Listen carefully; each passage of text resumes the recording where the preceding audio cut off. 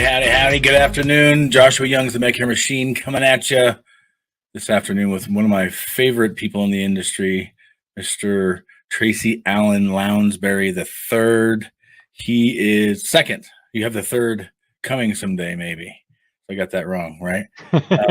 I'm super excited to have you today. You are someone I respect greatly in the industry for a lot of reasons. I always laugh when I think about it. You were probably the only one in the Medicare gurus group when I came in guns blazing going, who the hell is this Justin Brock and his recruiting funnel? And then like the whole group jumped down my throat and you like slid in my private DMs were like, dude, I get what you're saying, but that's not the way you do it. Maybe you should, you give me a lot of advice on basically how to be a professional in a room of professionals with other big fish. And so, I always appreciate my time with you. You are one of the few members of the exclusive Silver Dollar Club that no one else can get invited to. One of the greatest times I've had outside of my family in a long time was the night we had in Puerto Rico in March. I'm really excited to have you on.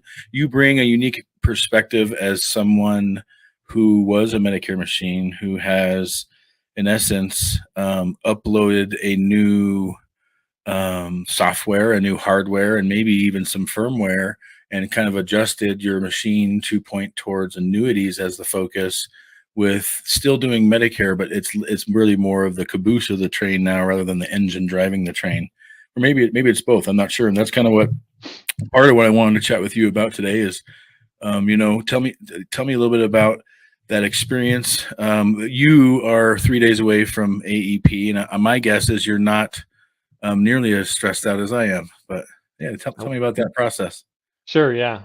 Well, for those that kind of don't know my background a little bit, so, I worked for a captive company, went to as an independent about 8 months later, and then got into Medicare and just did a lot of Medicare.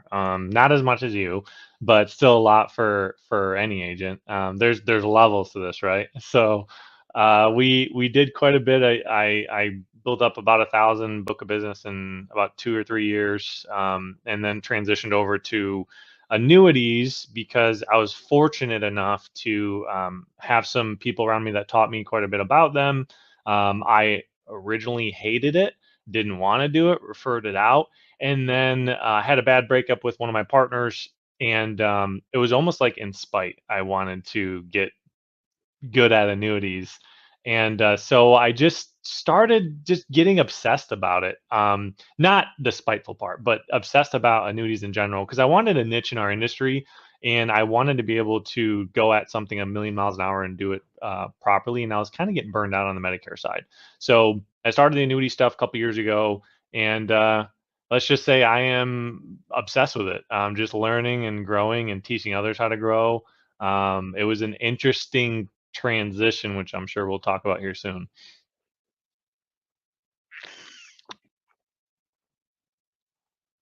I cannot hear you, by the way. I don't know if you're muted. I don't know what happened there. Humans don't like change. And so any transition for most people is a very difficult, even if it's a good one, even if it ends up being awesome on the other side, the whole process of the anticipation of the change. And what if it doesn't? Our brains do that. What if it doesn't game a lot more than it does? What if it does game? And we've kind of had programming of that, I think, in our lives, in the system that we all grew up in, so to speak. But I'm excited always to see someone that's broken through, that made a transition like that, because transitioning from Medicare to annuities and back, there is some really good synergistic aspects to both businesses, and you can kind of do them dually simultaneously. But you want to pick a lead horse, though. You don't want to try to do them both equally. You want to niche out and pick one or the other, and then cross back and forth. Because I dabble. I call it dabble compared to you guys for sure in annuities. And it's a very fun experience for me in that each time I get better at it. Each time, like this family I had yesterday that was in the office with one of my downline agents, Lori. It's a guy who's been working hard at Cargill. I don't know if you know who Cargill is, but it's a meat pack. It's where all the meat comes from. They process the cow from living cow to steak at the grocery store and everything else. And so people in that industry, in that business, like I told them yesterday, I said, I've never met one of them Number one, every one of them works there 20, 30, 40 years. So they must do something right with caring about their employees and benefits and their stuff like that. Number two, I've never met a not hardworking person that works there.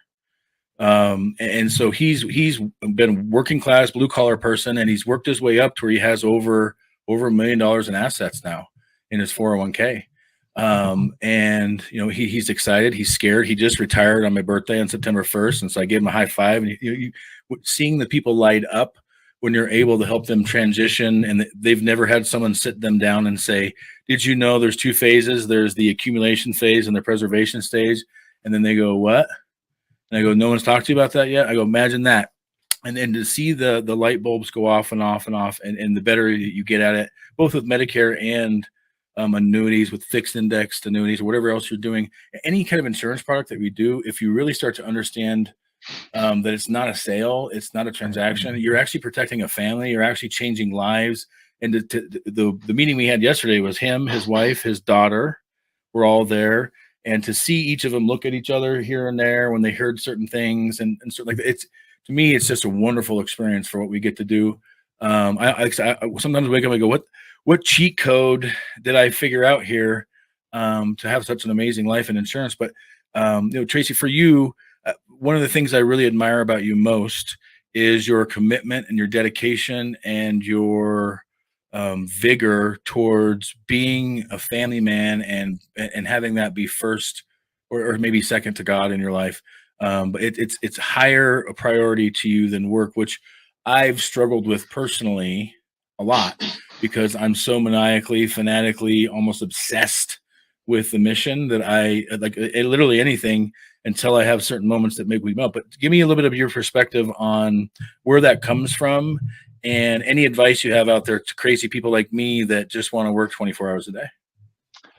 I'm gonna try not to get choked up here because it is something that means a lot to me, and just like you, I do struggle with it too, and it is a continuous struggle. But anytime I do fail at it, I always try to fail forward and just get better and make it better and better every single time, every single day. So I grew up with a dad who was a workaholic, not because it was necessarily by choice, but because he had to. So dad wasn't around that long. That's not a dig at my dad. My dad, he wanted to give us things that we couldn't get unless he worked pretty hard. He wanted to give us a life that all the other kids, whether it was hockey equipment or like a school field trip. Like I grew up pretty poor in a single wide trailer with 4 siblings, mom and dad. So it was hard. So I think I definitely get the work ethic from him, and that's also how my dad, breaking this down psychologically, that's also how he kind of expressed his love. My dad's not somebody who normally would tell you, he loves you. He does now, but he didn't really in the past. He just wanted to show you that he loved you, and that's how he showed it, and that was hard too. So I think I can find myself struggling in that area also. So when I didn't want the opportunities that have been put in front of me, I didn't want that to take away from my family, and I know it has in some forms. There's always that saying, sacrifice early, so that you don't have to sacrifice later, right? And I have sacrificed, and I'm starting to transition into you don't have to make a lot of big sacrifices now. You can sacrifice little things that make big impacts down the road, and I think that with God being number one, your family being number two, and your business, being number three, or other family and then business. I think as long as you keep those things in line, it actually helps your business out in the short and the long run. And it's hard. It's hard. It's finding a balance is super hard because you want to be able to provide for your family and give them a life that you never had. And at the end of the day, materialism can play a big role in that. Just always make sure the why is never material. If your why is material, why? Because I want to have a bigger house. Why? Because I want to have a faster car. Why? Because if you remove the materialism from it and make it more about like legacy, I think that will motivate you much, much, much better than anything material. Because it's money is something is the fastest runner in the world. It's faster than Usain Bolt. You try to run that race, you're going to lose every single time. But legacy can be achieved, and money always follows legacy. Yeah, that's fire, folks. That's definitely fire coming out of Mr. Lounsbury right now. One thing I always think of, and what's really been changing my perception on this lately, or the last probably 18 months, 20 months, something like that, is there's a video going around on a bunch of social media platforms of Jordan Peterson talking about how childhood for a kid is this like 4-year period, and then it's gone. That hits home really hard when you start thinking about, I have a 2-year-old, I have a 5-year-old. Did I already miss the 5-year-old? Did I already? Because I mean, in reality, there's tons of times where I would leave the house with her crying because she didn't want me to leave, and then she would lash out, like bite my wife and do other crazy stuff. Yep. And it took me a long time to really digest that. That in the beginning I was very cold about it, and very harsh, and like, no, no, no, I've got to teach her where my boundaries are. Blah blah blah blah blah. But I've kind of changed my tune, and I'm really more like entering this AEP. I'm a hyper competitive person, and I really want to crush it. I mean, I basically in my mind, my goal is 600 to 800, but in reality, as long as I stay in the 4 to 500 range, I don't have anything to prove to any of you at this point. Right. I've already done the 500 before, and I've already Yep. done the 450. I know what it takes to do it. I could do it again. In reality, if I really wanted to, if I shut my family out completely, I really believe I could do 1,000 at this point because I've Right. got things fine tuned. I've got automation behind me now, and I've got some other tools going. But at this point, it's not about how big of a pedestal can I put myself on, because that's what it was about for a little while. It was about how much trophies can I earn, how much claim, how much fame, how well known am I when I walk in a room, and then when I get home, they remind me of who really loves me, who really cares about me, who cheers when I get home. Because people don't cheer when I get to the room, people cheer when I get home.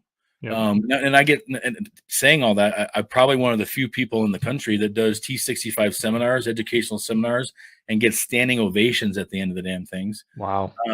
But for me, that feels good for a second. But hearing my daughter say, "Daddy, I really love you," or "I really love spending time with you," or going fishing or whatever, that resonates and lasts. And so, if you want to be a Medicare machine, you can do that. Here's what I'll tell you: it'll get boring after a year or 2 or 3, depending on how quick you do it. And then at some point, it's right around 1,000. Ironically, is when I started to go, "What am I doing here?" And then you get to 2,000, and then at some point you start to say, "Well, when's enough? And when am I going to transition to buying my time back, and like really buying my time back?" Because I tell people I live retired, but in reality, I still work harder than most. I still put in 12 hours a day somehow, even when I don't want to. I'll get home on the weekend, and I'll still instead of going to hang out with my kids for another hour, I'll sneak off and I'll edit videos until someone comes and finds me. It's this tug of war obsession versus what's best for the family thing versus what's best for the business. But what I've come to accept, I don't know about you, is my business is going to grow at this point, whether I want it to or not. And if I am careful about things and I put the right people around me on my staff and in my agency and other stuff like that, then I don't have to do anything else other than ride the wave. Yep. And there's a certain level of confidence that comes from that most others don't get. But I wanted to start off with a little bit of, because to me that's a missing component from trainings and podcasts and other stuff, is people talking about whatever balance. People use the word balance, but I don't think there's no such thing as balance. I mean, if you have balance, then you're dead, I think, because everything in life has a cycle. Everything has a start and a beginning. So there's cycles all the time. We're entering fall right now, which is end of summer and into a no cycle, and we can't stop that process. And so just enjoy the ride is what my big recommendation is. But Definitely. I want to cross back over into some nuts and bolts. And so tell me about when you made the transition from Medicare to annuities. What do you think the one thing, if someone's trying to even just not maybe cross over, maybe they just want to start doing annuities, what's the 1 or 2 things they should absolutely do first before they even start the journey? I think just learning about annuities and getting that good foundation. I think the problem that I see with a lot of people that are trying to write annuities, or maybe they do write a few annuities here and there, is that they're doing it for the wrong reasons. They're doing it because it'll help their business. They're not doing it because it'll help their clients. Maybe deep down, I'm sorry, maybe surface level it is, but deep down, I get people asking me all the time, how can I do this so I can get more revenue? And that's fine. We all want more revenue for our business. That's fantastic. But I think if you have the correct foundation, it's, hey, how can I do this to make sure that my clients are taken care of? Because the happier the client, the more money you're going to make, the better retention, all that stuff. So building a foundation is so important, and that's everything in life. This isn't anything that's groundbreaking, right? It's just transitioning from a different topic, but it's all going to be structured around that foundation. You don't build a house on sand, right? You don't build a house on well, I guess you can build a house on a hill, but a hill that's eroding, right? So you want to make sure the foundation's solid, and you're not going to do that by putting in a minute or 5-minute video every couple weeks. You're going to have to be more proactive, and I tell all my agents that is I cannot take a USB of information and plug it into your ear and just upload it into your brain. You have to be proactive with it. I don't care how you learn. I don't care if it's text on paper, video, or audio. I don't care how it is. Learn somehow, or figure out how you learn and then go at it that way. Like for me, it was Medicare for 10 or 12 hours a day, hanging out with my family, or at the time I didn't have my son. So hanging out with my wife a little bit, and I was maybe reading articles, right? I was maybe watching videos, and sometimes it was for hours, just learning that way through osmosis, planning specific parts of your day for training and education is important. I do that. I still do that. My Wednesdays are dedicated to helping give information back to the community or learning. That's what my whole Wednesday is. I don't do any selling. I say that, but I do have a sales appointment today, and today is Wednesday. So normally I don't, but I did today just as an exception for somebody. But that's a big part. Build the foundation and make sure that your foundation is being built by a good, construction worker, dirt worker, whatever. Don't get your information from bad sources. And that's a really hard one. And that's something we're trying to help in the industry. A marketer from an IMO who's never sold an annuity is not necessarily the best source for information, right? A lot of what we get is from third-party data companies. They don't have any skin in the game necessarily. We like that. And then obviously we're trying to put content out there as well. There's so much crap, it on the Medicare side. We've seen it on the Medicare side. There's so much crap, so much misinformation. You just got to always go back to where you're getting your information from, building that foundation. So just go about it at your own pace too. Don't thrust yourself into something when that's not your style. It's my style. It might be Josh's style, but it might not be your style, right? Go at it the way that you learn best. So once you start building that foundation and understanding that, then you can start transitioning into cross sales opportunities. Editing your fact finder is a big one. Hey, just change some questions on your fact finder. Maybe you put income and assets on there. Well, if they ask you why you need to learn about that stuff, what are 2 things, well, 3 things in Medicare that require income and asset numbers? IRMA, LIS, MSP. Those are 3 things, right? You don't have to tell them it's because you're trying to get them into low income programs. You can just say, hey, there are sections of Medicare or additional programs that we need to know these things. And it's your job. It's your job anyways, right? You should already have that on your fact finder, by the way, but that's a big one, right? Understanding those, then you can start creating a list of people. You go crush it in AEP, and you make sure to put certain fact finders in a file because, hey, this guy's got X amount or this gal's got X amount. Put that in a file, go back to it during, after OEP, and after you crush OEP, go at it in the off season, right? That's what I did. And then I just started cross-selling. And granted, I will say this, you don't have to have a big book of business for that. I would say 80% of my book, out of I don't have 1,000 Medicare clients anymore. A lot have fallen off because I had no automation and no follow-ups, by the way, which we're getting now. They're probably all LIS people. Almost every single one of them were dual or LIS. So, how did you transition in doing annuities? It wasn't because I was cross-selling my book of business. I can tell you that. We found other avenues. If you have a book of business that you can, that's just a honey hole, man. That's just a fantastic avenue to help your clients, and it helps with your retention too. Yeah, 100%. So yeah, I think if you're looking for where do I get opportunity for a potential for an annuity or a life insurance crossover sale type of situation, I would focus as much as I could on the T65 market. Definitely. The more of that you can fine tune and funnel into, virtually every annuity that I've encountered has come from turning 65, because that's the person who hasn't been attacked yet. They have no idea what they don't know. No one's had the conversation about it yet. And if you unlock the trust bubble through Medicare, it can be a really easy transition to the other side, because they are synergistic in topic. Because if they're high income and they have assets, then we do have to have a conversation about IRMA. And if I've had it burn me a few times where I didn't do the due diligence to even ask about their income. And then 3 weeks later, when their Medicare goes after, like, okay, I thought you said $170 a month. I just got a bill for $550 a month or something. And then, oh, you get pale, and like, you don't want to go down that road. No. Now, when that happens, just so you know, you make it right. You make a mistake and you make it right. And I've done that every single time. I've had to spend extra hours on Social Security and other stuff to fix when I make a mistake. And so I can tell you, when it comes to money, that's why a lot of us are cautious to cross over. I couldn't agree more with Tracy as far as you want to educate first, because I have an ability to persuade that makes me a good salesman. And I believe I have the skill sets now at this point. I could, whether it was annuities, whether it was car sales, whether it was selling TV, you name it, give me the product, teach me about the product, and I can go sell it now. Right. I have those skills to do that. Now, the downside of that is having the skills to do something, and having the skills to do something professionally and correctly and to the best way possible are two different things.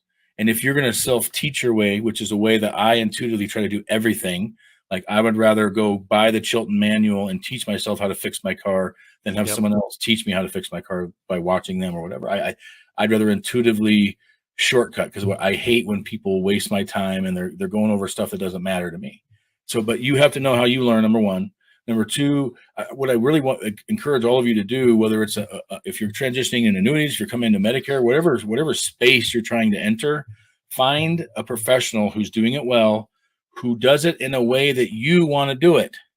So if the idea to you of doing a seminar, a turning 65 seminar or an annuity seminar terrifies you and you don't like that idea, then don't go find someone that has their main model of funnel be seminars. Yep. Find someone else who has a different method of attacking, because there's a 1,000 different ways to get to the lake to fish. And there's fish in the lake, and however you get down to the lake, it doesn't matter. And so I guess that's one lesson I've learned the hard way a few times, is just gravitating towards the first person I find and saying, oh, wow, I found someone, so I clearly should just work with that person and then let them teach me and all that. And then it ends up not being a good fit. And so you want to make sure you vet, invest, and take the time to really figure out who are you going to learn from, number one.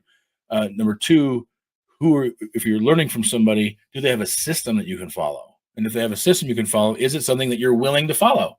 Yeah. Are there steps in that system that you would not do? Like, that's I will not. That's a huge one, by the way. That's right? A huge one. Replicatable systems in our industry is something that you don't see very often. Like, you can have somebody out there in insurance in general, financial services in general, okay, and they have this great system that they're running and it's making them a lot of money, but is that system replicatable for everybody? I know annuity people that are doing 100 million a year in systems that took them 30 years, networking, relationships. It took them 30 years to develop that system, and then they put a course out there and they try to sell it to the public because they have all these big numbers, and nobody succeeds at it because it's not replicatable.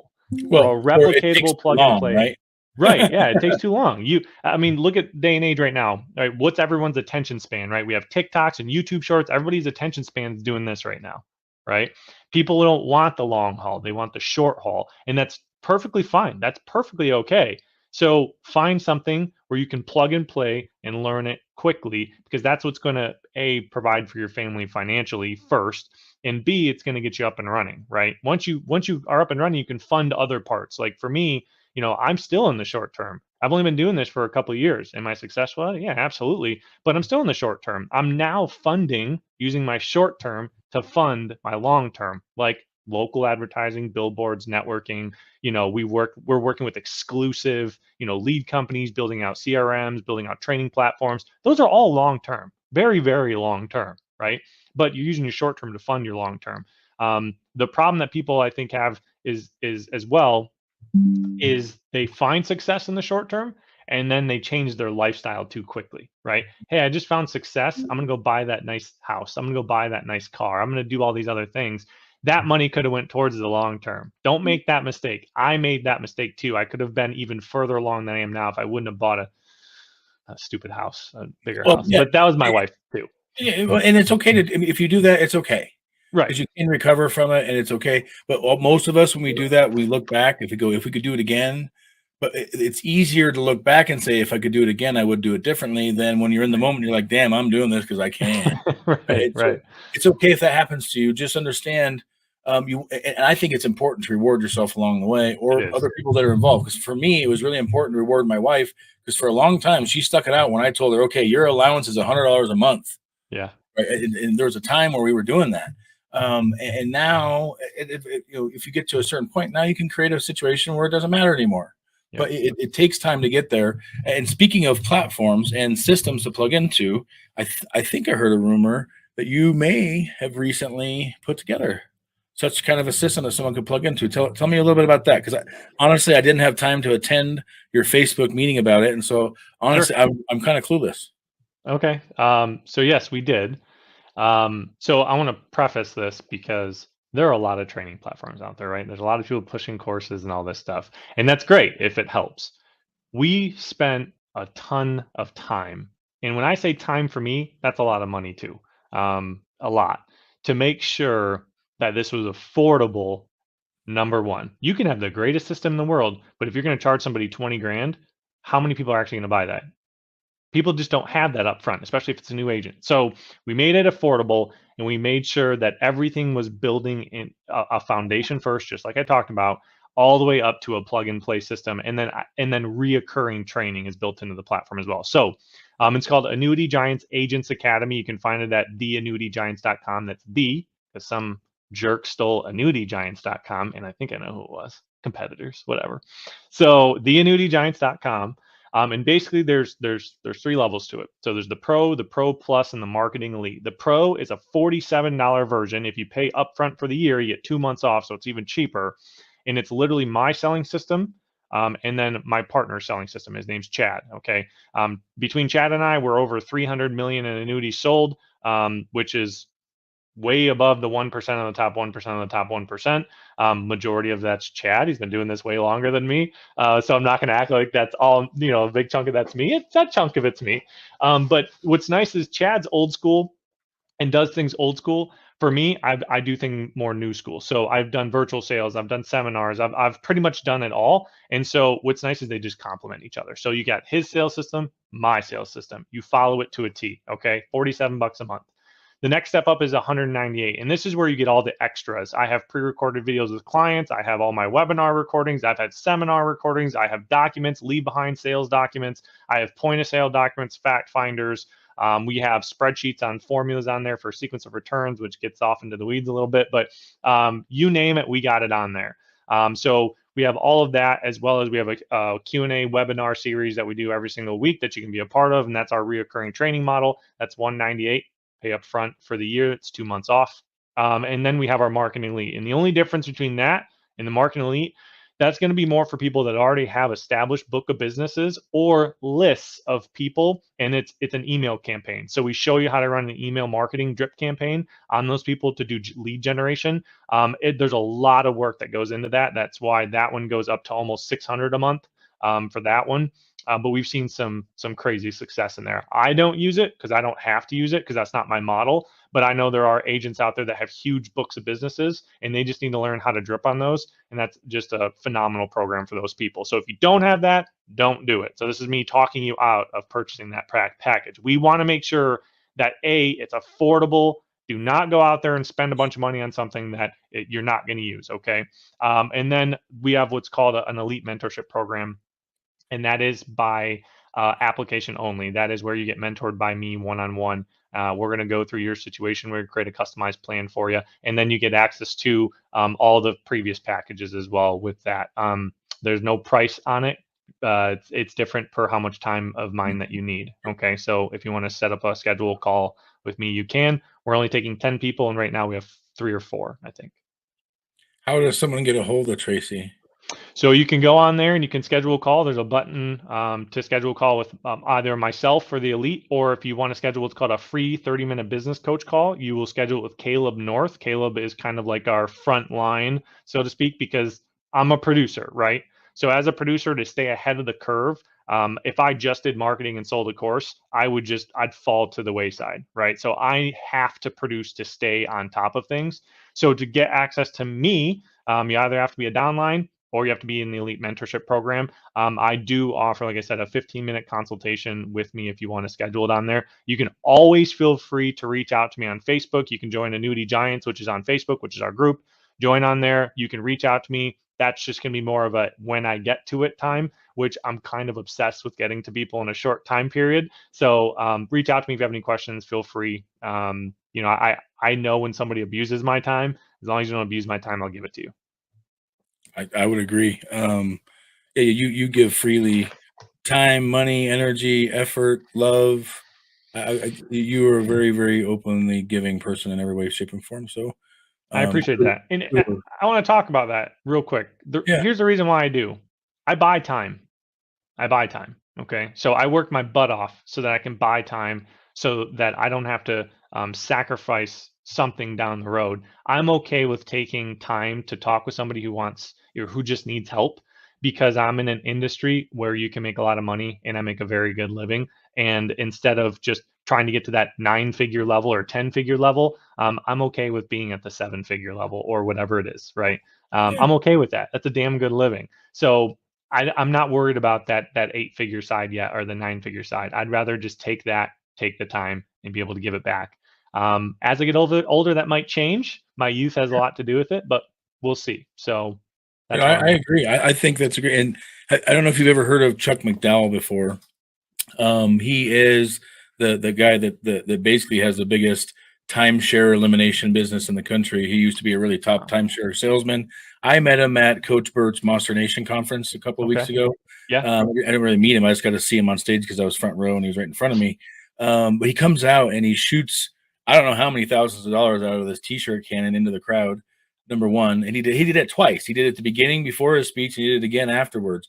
And he Wow. also, there's this one kid, I call him a kid because he's younger than me, but he's sitting in there and I could tell he's trying hard to stand out. You know, when you're younger, he's wearing the jeans and the suit coat and everything else. So he's trying to dress the part. You can tell doesn't have all the confidence in the world, but in the middle of his speech, Chuck says, "I've been following you." And apparently they had known each other. He says, "I'm really proud of you." And he goes, "I know you mentioned to me the other day that you were really scared because you put everything you had into coming to this conference. You put every dollar you had. You don't even know how you're going to pay your rent now." And he said, "I want you to know that God's watching and that I'm watching." And then he pulls out like $3,000 out of his pocket, and then he walks over and gives it to this kid. And one thing Wow. that really stuck with me with that, because at first I was like, this guy's he's like this larger than life character who wears like all these gold jewels and he's got bracelets and all this other stuff. And he like protrudes money if there is a guy that does that. But what stuck with me most was he says, "You can't outgive God." That's It was true. I challenge you to try to outgive God, because that's what I try to do every single day. And you can just tell this guy goes around just like floating money on people and changing their day, their life, their outlook, everything else. And it was so inspiring to me because I have a bad habit in life of being very selfish. When we were younger, and when we would have one can of fruit cocktail for there was like this big special treat for the family. An asshole here, excuse my language, but I would sneak in there in the middle of the night and I would eat all the fruit cocktail. And the selfishness that I had of I'm really good at what I do and I can really create ways, but for a long time it was all about what can I get for me, what can I get for me, what can I get Yep. for me, and it came from a position. When I look back now, it came from a position because I was so poor I didn't get anything, and Right. I'm so competitive that in my mind I was willing to do whatever it took to win, including lie, cheat, chill, whatever what lie, cheat, or steal. I got a couple of those words cooked together. But for me, so if you don't know who this guy is, check him out. Give him love. Like I said, people like that inspire me and others to change how they look at giving, and how, because for me, I've struggled with my relationship with God over time, mostly because of humans and religion. I had issues with people abusing me in a church and other stuff like that. And so I had this weird relationship with religion for a long time, but my relationship with God's always been good. And there's always in these moments, especially in the last few years, where I could just hear God talking to me through someone else. Yeah. And like I said, so if you don't know Chuck McDowell, you should check this guy out. He's this really larger than life personality. I think he could be a Grand Theft Auto character, I think. And he should be if he's not. But yeah, that made me think of that when I think of you, when I think of him, he is the epitome. You are the epitome of what I want to become more like, and less driven towards the 9 figures. In my mind, for a while, that was what was motivating me. But the closer I get to even 7 figures, and then 8 figures in the horizon, I don't know if that's what I want. And that's the cool part about this life. Those of you that are watching this, you get to choose. You get to choose at any point. You can pivot. You can change. You completely say, you know what, I'm not going to do Medicare anymore. I'm going to do blank. And I could literally do that tomorrow and it would be okay. Right. And you can make it okay, whatever that is. But what I like to do on these at about this time of the podcast is flip the script on myself. And I kind of make you open. You can ask me any question. Nothing's off limits. And that's a scary proposition with you, because I've told you some of the stuff in my background and history that I wouldn't necessarily want to talk about, so to speak. But yeah, no, literally anything that you've maybe wondered, maybe you thought. But yeah, I would love to flip the script and have you ask me a few questions. Sure. I would ask, what's your end goal?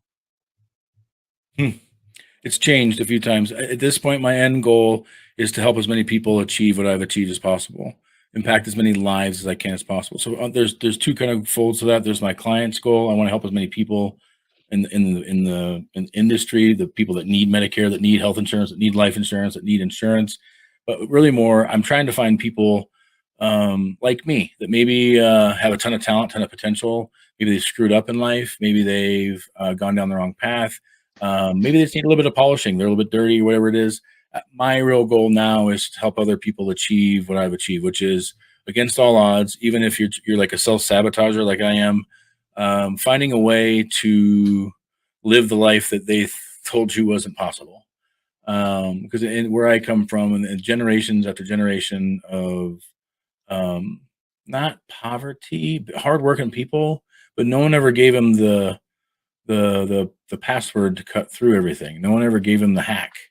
And insurance is not for everybody. Like literally, like whatever industry you're in, it's not for everybody. You might not have the right ingredients, and it might not have the right ingredients for you. Right.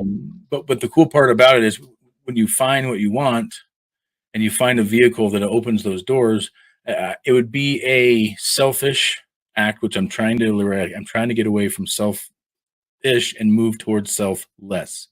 That's one of my big goals now, is to become selfless instead of selfish. The money and all that stuff at this point, I think it's a formality. I put myself in a position that money shouldn't be a problem unless I cataclysmically screw something up somehow, which is always possible. But yeah, no, I think my long-term goal now is really about others and how I can build up. And really honestly, if I'm honest with everybody, Tracy, if I get a little bit vulnerable, I didn't do a good job, if I give myself a grade, at doing the best I could to be the best dad to my 2 older kids. And so circling back around now that they're 17 and 19, and maybe trying to re-engage in a different manner to give them, because both of them, if I gave myself a grade, it would be like a C. Mostly because I let other barriers of life be in my way. So yeah, it's really about others now. It's about my family. It's about my family. And when I say my family, my family, my wife and kids. But I consider my team my family. I love on them like they're my family. I would do things like bail them out of jail or whatever. I mean, I love my clients as family. Recently, I drove, it was like 700 miles in one day to take somebody to a dentist appointment. Yeah, I live in Fort Morgan, Colorado. I drove to Cheyenne, Wyoming, drove her to Denver, waited for her to get her stuff done, then drove her back to Cheyenne, drove home. And I don't say that not to brag. I say that to hopefully inspire somebody to do that. Because if I didn't do that for this lady, then she would still have messed up teeth. She wouldn't have hope in the end of the tunnel. And I'm committing to a lot, because she needs me to take her 5 more times. And I told her we have to back burner this to January, because we're entering the time of year I can't do that 5 times. Right. But I could if I wanted. I mean, so my point is find a way to try to outgive God, try to give a way of path that, number one, you have to get yourself there first. So you have to find the success first, because I wouldn't be in this position if I hadn't put myself in position. Yep. So in order to be able to transition from all about me, selfish, to the selfless, I had to get the selfish accomplished first. And Absolutely. I had to, in my mind, I had to accomplish all those goals. I had to do all that stuff. So I didn't have any regrets when I look back. And so, yeah, others, it's all about others for me now. I love that, man. All right, I got one more for you. Yeah. If you were to go back to your 18-year-old self, what would you tell him? What advice would you give? Has somebody asked you that one before? It's pretty common. No, but I've thought about it a lot before. And here's my answer.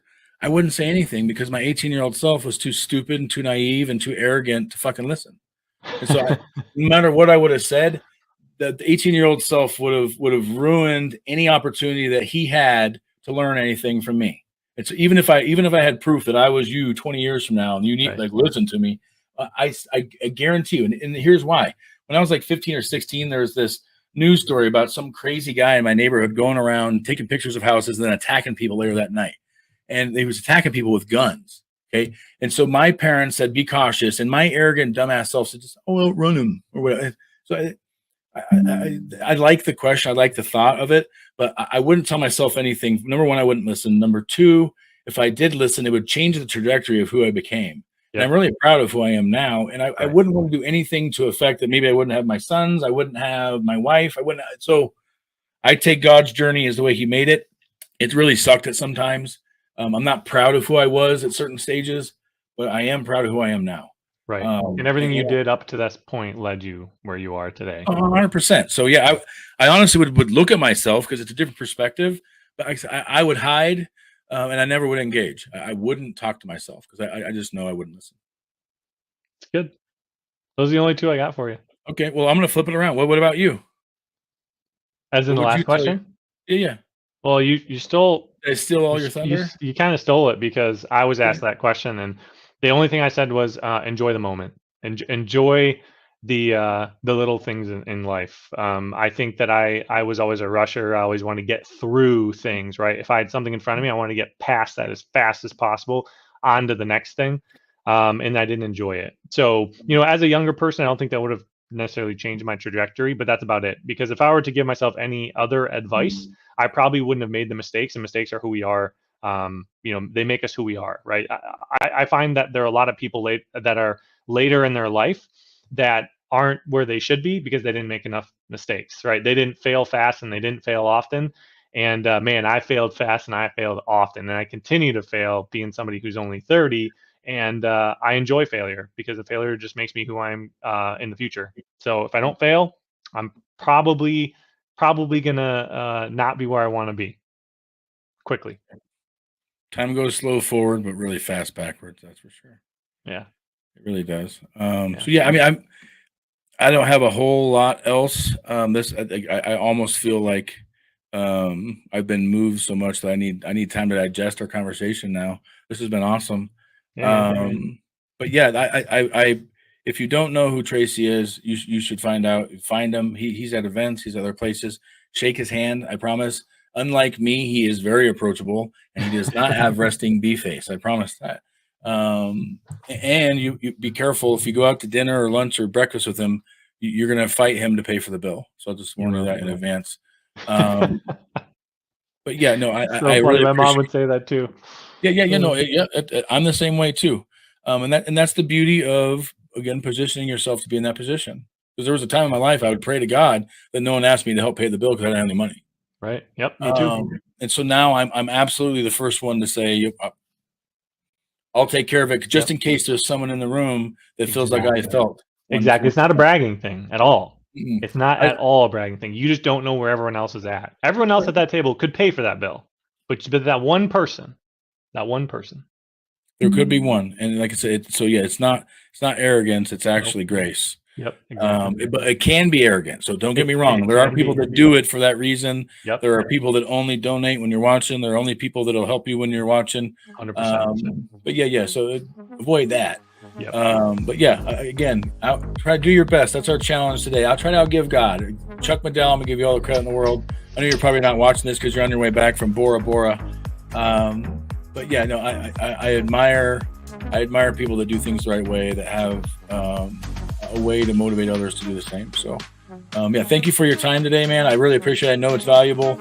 If there's anything else I can do for you guys, like I said, if you basically have me sold, so I'll probably be signing up for at least your $47 a month thing, because I got to check this thing out, and then I'll do a review. I'll do a review on one of these, whether it's Agent Tip of the Day or one of these podcasts. I'm gonna do, if you'd like, I'd love to have you back after I test it out a little bit. Do it, and we'll do something like that. But yeah, thank you for your time. We'll see you soon, hopefully sooner than later. And what I would love to do is plan some kind of fun excursion with you and your family and my family at some point. Would love it. Love it. Open invite. And thanks again. Have a good day. Thanks, buddy.